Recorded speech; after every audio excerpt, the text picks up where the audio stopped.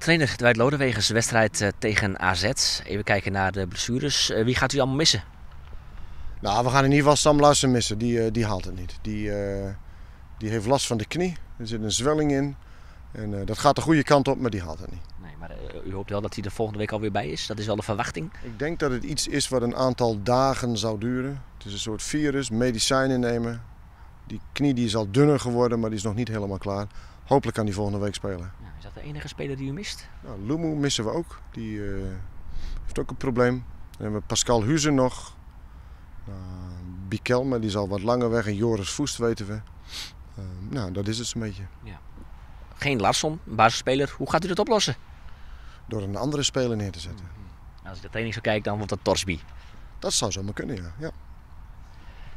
De transferperiode is geweest. U heeft uw spelers ook allemaal weer terug van de internationals, van de interlands. Bent u een beetje tevreden met deze ploeg nu?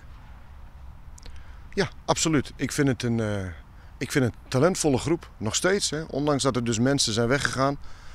Er zijn ook, als er mensen weggaan, staan er ook anderen op. En ik vind, om er een voorbeeld te noemen, met Daly op middenveld.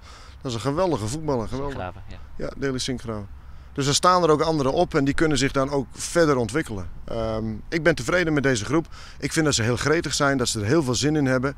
En dat ze ook meedenken en meepraten. Ja, dat zijn allemaal voortekenen die heel positief zijn. Ja, nou is de selectie een beetje rond. Daar vragen journalisten vaak ook van, wat is dan eigenlijk de doelstelling met deze ploeg? Heeft u ook een doelstelling? Nou, volgens mij heeft Hans Vonk dat keurig in een van de kranten verwoord.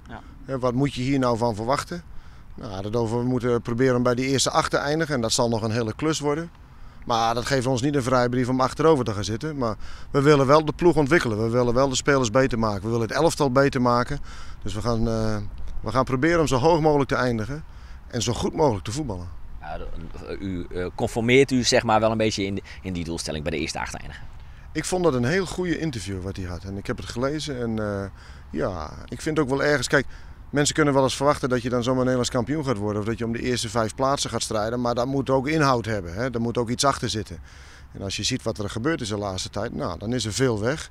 Maar we kunnen wel hele mooie stappen maken. En we gaan alles geven wat we hebben.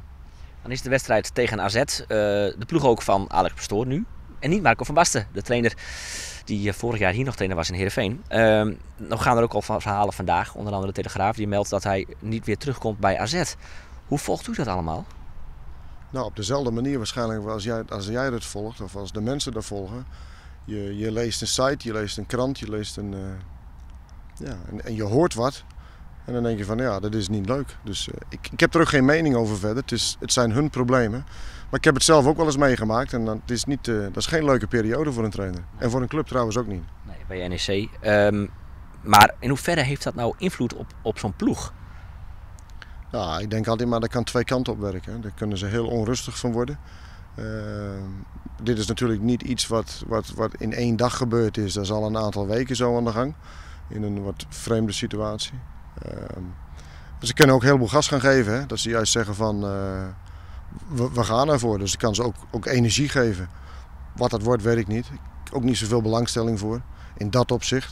Ik heb alleen maar belangstelling voor mijn eigen ploegje, hoe wij dat gaan doen. Daar moeten we naar kijken.